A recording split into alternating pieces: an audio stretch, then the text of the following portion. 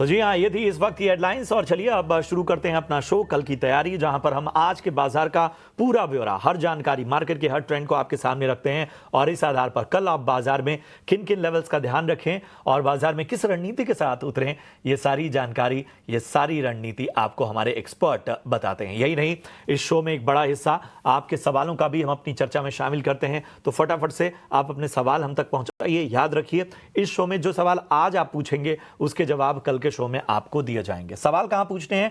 सिर्फ और सिर्फ एक प्लेटफॉर्म है, कोई कंफ्यूज होने की जरूरत नहीं है, कहीं कोई भ्रम नहीं है, सिर्फ और सिर्फ एक प्लेटफॉर्म, यूट्यूब। जी हां, यूट्यूब पर यह शो देखते हुए कमेंट बॉक्स में अपने सवाल भेजिए और हम आपके सवालों को अपनी चर्चा में शामिल करेंगे। लेकिन आज जो आप सवाल पूछेंगे उसके जवाब कल दिए जाएंगे। शुक्रवार को जो आपने सवाल पूछे थे उन सवालों के जवाब आज के शो में दिए जाएंगे। और आज आपका खास मार्गदर्शन करने के लिए, आपकी खास तैयारी कराने के लिए हमारे साथ दिग्गज एक्सपर्ट जुड़ चुके हैं। जैनम ब्रोकिंग से किरण जानी साहब हमारे साथ इस चर्चा में जुड़ रहे हैं। किरण जी, बहुत बहुत स्वागत आपका और अच्छा लग रहा है आपसे जुड़ते हुए। चलिए मैं मार्केट पर एक व्यू दे दूं, खास तौर पे मार्केट में क्या कुछ रहा आज। तो शानदार तेजी के साथ दिन की ऊंचाई पर आज बाजार पहुंचे। जो रिकवरी बाजार ने पकड़ी वो रिकवरी अंत तक कायम रही, लगातार लेवल्स बढ़ते रहे। निफ्टी देखिए और यहां पर 24,900 के पास जो है वो निफ्टी ने क्लोजिंग ली, लगभग 225 अंकों की तेजी, 24,950 के पास निफ्टी में हमें क्लोजिंग देखने को मिली।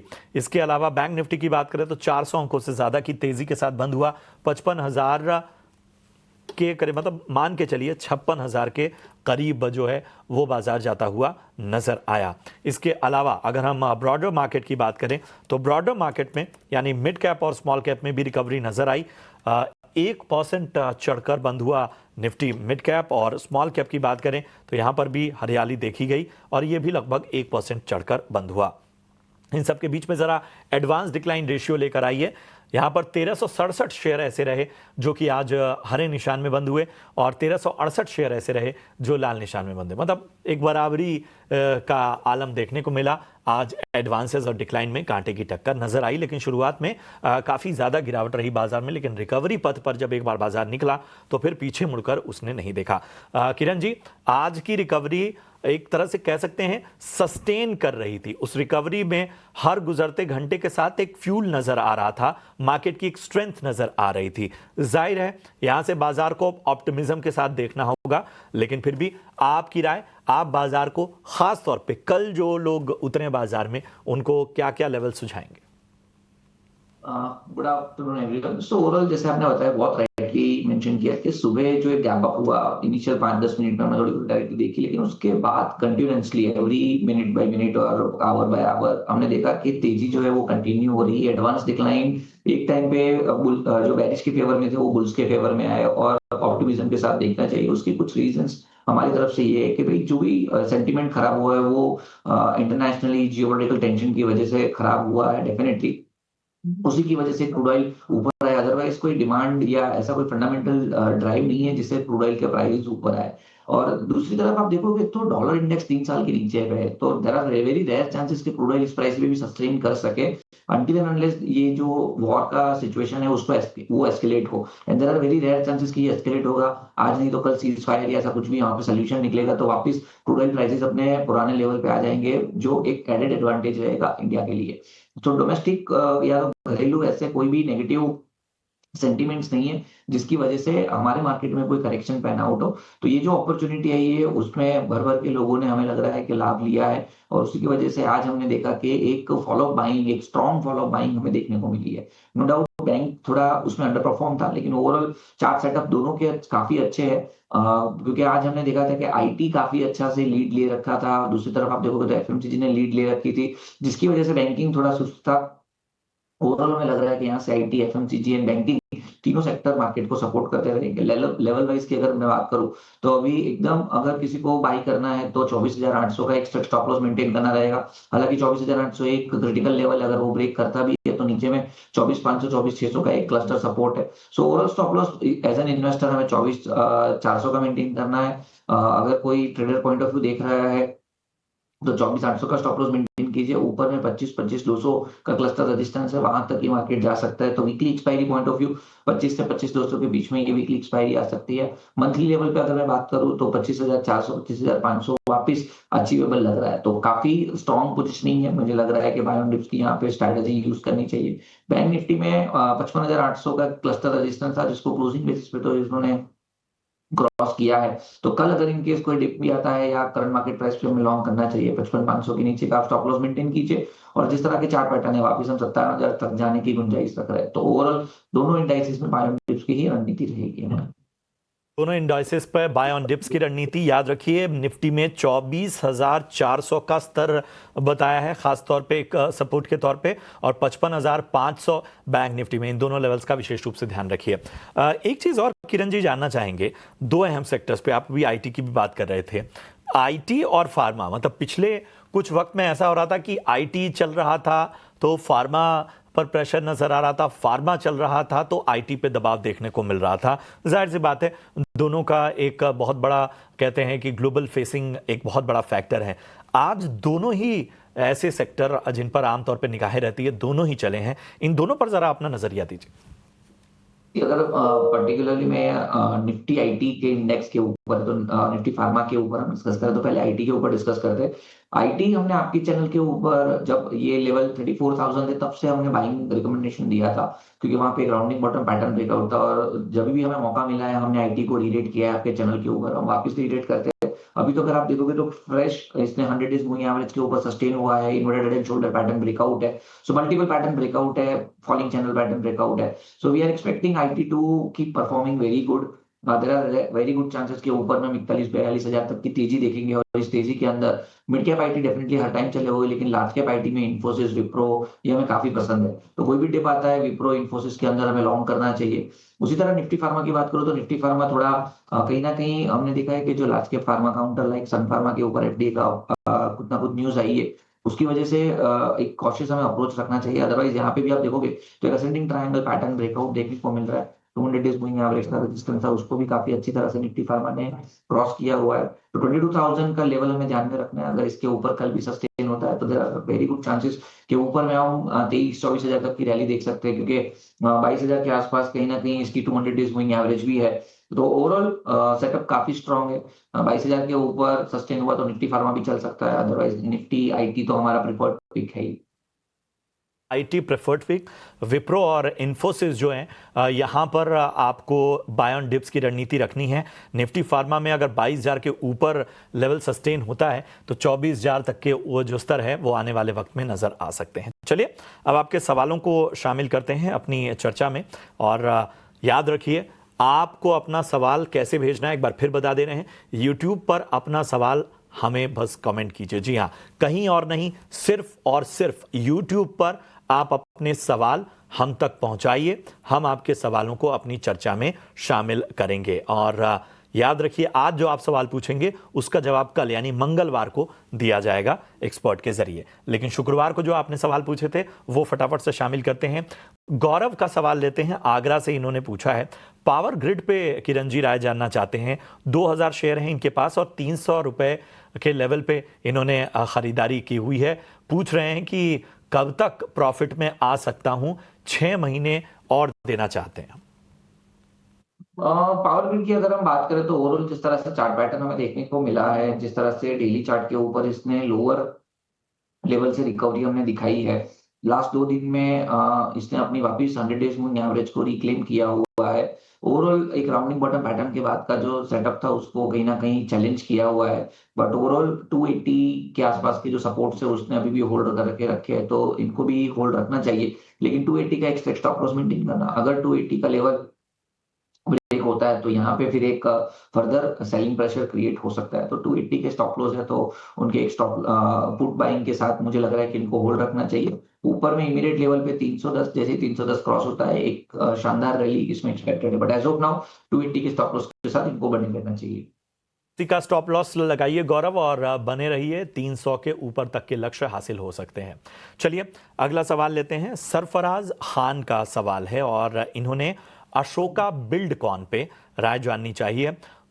224 की इनकी खरीद है और 1500 शेयर इनके पास हैं। शॉर्ट टर्म का नजरिया ये लेकर चल रहे हैं, नुकसान में है।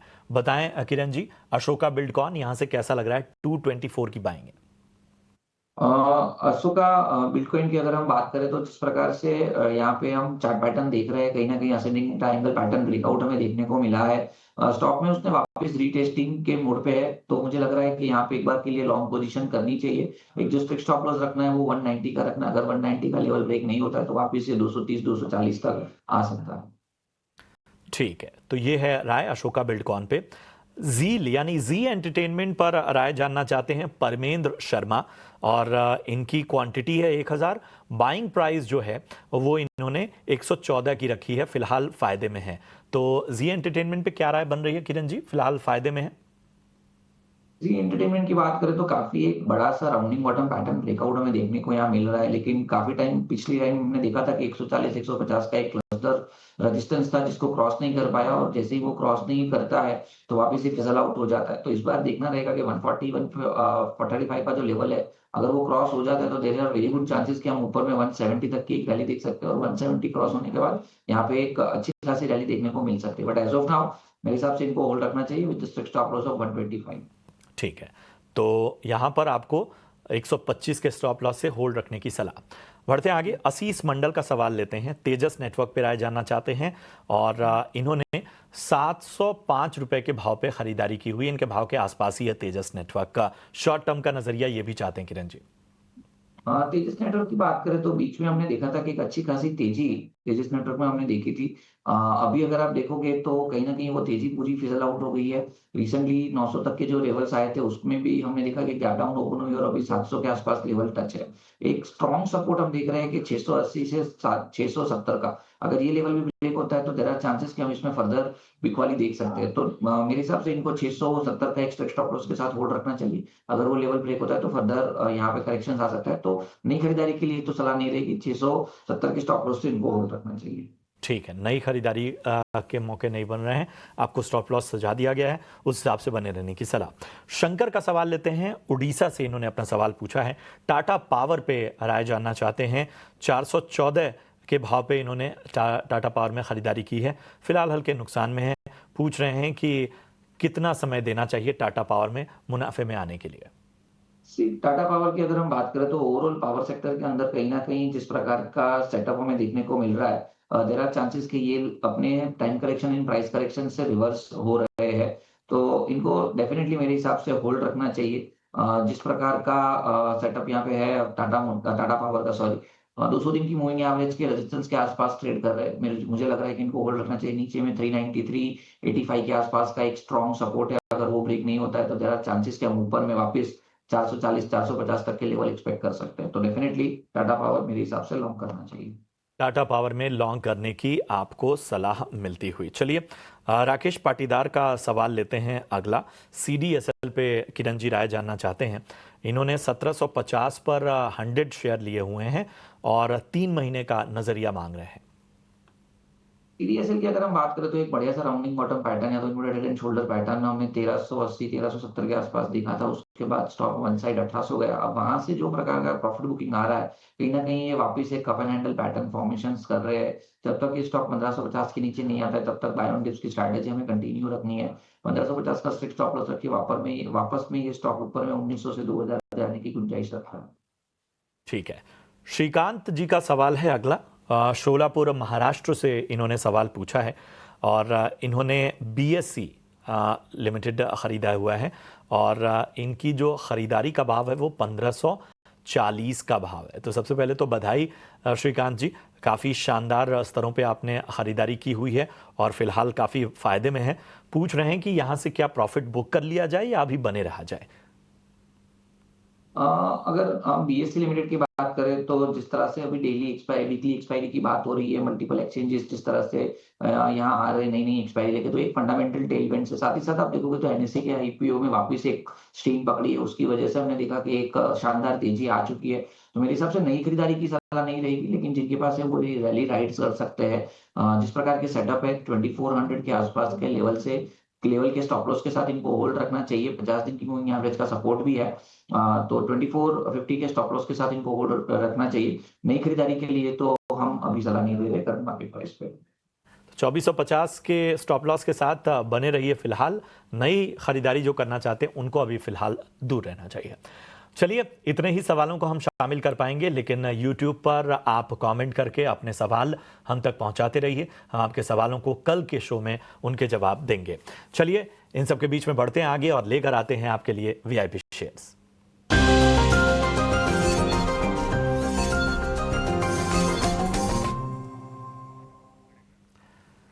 और VIP पिक के तौर पर बताइए किरण जी, आज आपकी पसंद क्या है? वीआईपी के हिसाब से हमारे 2 स्टॉक हम प्रेफर्ड यहाँ पे बाई दे रहे हैं। पहला है एसबीआई। एसबीआई में जैसे हमने बैंक के बारे में बताया, कहीं ना कहीं बैंक निफ्टी के ऊपर हम काफी एक स्ट्रॉन्ग या अपना ओपिनियन रख रहे हैं। तो देयर आर चांसेस कि एसबीआई आने वाले समय में अच्छा खासा रिटर्न दे सकता है। तो एसबीआई आप करंट मार्केट प्राइस से बाई कर सकते हैं। 790 के आसपास की क्लोजिंग है। ऊपर में वी आर एक्सपेक्टिंग के 820 तक ये लेवल जा सकते हैं। और जो स्टॉप लॉस हमें मेंटेन करने हैं वो 780 के स्टॉप लॉस के साथ हमें यहाँ पे लॉन्ग पोजीशन करनी है। पहला हमारा एसबीआई रहेगा। दूसरा जो कॉल है वो आईटीसी है। आईटीसी का आप लोअर टाइम फ्रेम चार्ट देखोगे तो वहां पे एक inverted head and shoulder pattern बना हुआ है। 417 418 इसका लॉन्ग टर्म सपोर्ट है। तो यहाँ पे एक बार के लिए आप not only for the BTST और 2-3 दिन के, लेकिन एक आध हफ्ते के व्यू से आप बाई कीजिए। 440 का हमारा टारगेट रहेगा and 409 as a stop loss हमें मेंटेन करना रहेगा। सो आईटीसी एंड एसबीआई हमारी तरफ से प्रेफर्ड बाई रहेंगे। ठीक है, तो आईटीसी और एसबीआई ये पसंद आता हुआ किरण जी को फिलहाल, और यहाँ पर लेवल्स और स्टॉप लॉस आपको बता दिए गए। चलिए, शुक्रिया करेंगे किरण जी अपना, आपने कीमती समय दिया और तमाम दर्शकों के सवालों के जवाब दिए, बाजार और सेक्टर पर अपनी राय रखी।